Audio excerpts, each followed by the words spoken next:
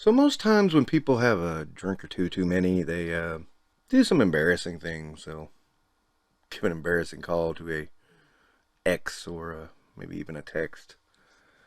Sometimes they just make themselves foolish and fall over in front of their friends. There might even be some indecent exposure or something. What's like decent exposure with between buddies, right?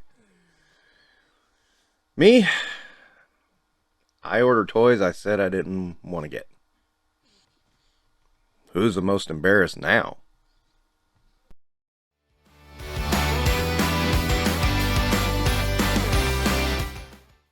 So yeah, right before the warehouse sale too. This is what the funny part was. I had a little extra money and I was thinking about what to do with it. I knew I was going to buy toys, and apparently one night drunk me decided for me. And before I knew it, these were on my doorstep. I didn't even remember ordering them, but I looked back and yes, I had placed an order with Nerdzoic 2 days before, and here they were. So what do you do? Well, I debated. I said, it was my fault. I mean, I should be a little more responsible. And I'll just take these and review them. Now, in fairness, I did have both Marvel Legends Cyclops, the one that looked like he never took a bath, and also needed a sandwich desperately. And I had the Jean Grey, whose hips were so tragic, she should have been called the Tragically Hip. Insert laugh emoji here if you catch that reference. I was debating this. Is like, should I sell them off? Should I just review them? Just review them. Put them in front of the camera, out of the package, and review them. They're here. Okay. So right off the bat, we have Cyclops. I have to say, they're not as offensive as I thought they would be. I'll get to some individual parts that I don't like about both of these figures soon. The cell shading doesn't hurt them as much as I thought it would. It's a little more pronounced on Jean, but it's still not so bad as I've seen on some other figures. Now, one thing about Jean I noticed right away was her shoulder pads prevent her from doing a whole lot of dynamic posing. Because the first pose I thought for her was sort of a flying pose where she's touching her temple while using her telekinetic powers, and that's as high as her arm can go. And of course, since she doesn't have double joints, she can't reach that far over anyway. So, very disappointing right out of the gate mark against Jean. I couldn't help but notice, though, they actually went to the trouble of sculpting the pouches onto her leg. So that's at least a step. Now, I will say that one of the things I never understood about this outfit was the head-ish sock.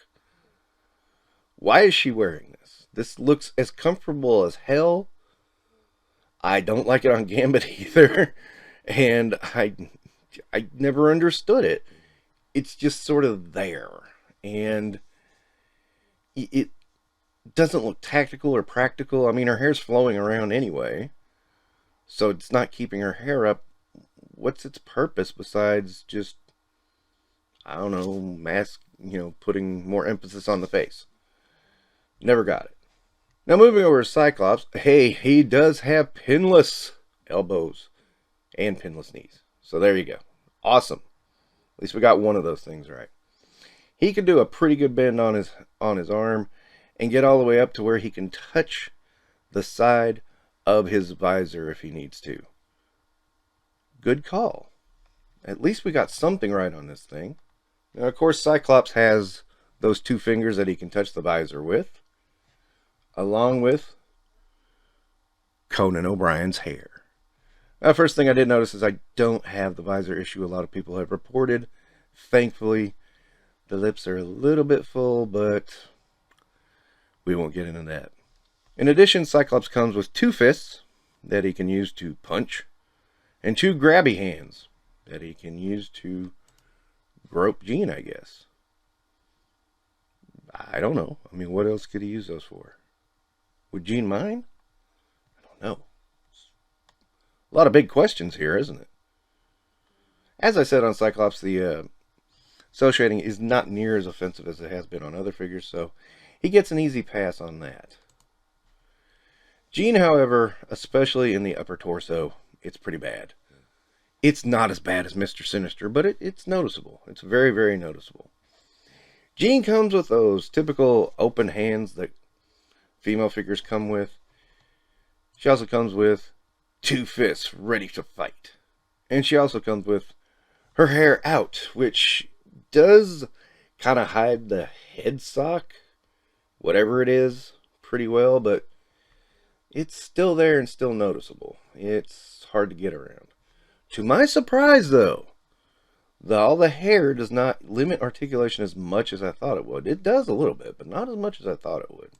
So at the end of this, I gotta look around and say this almost personifies what I think about Marvel Legends anymore.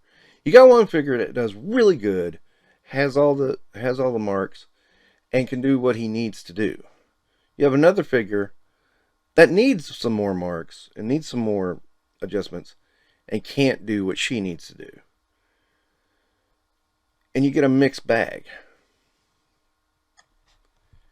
Unfortunately, that is Hasbro at the moment. I mean, that's what they do. They'll throw in these figures and then, throw in a woman with single jointed arms that needs double joints. We got a Dark Phoenix with double joints, so why not? It begs the question of why are they even trying anymore? I mean, sometimes it seems like they are, sometimes it seems like they're not. But in an overall rating, I really hate the Jean Grey outfit.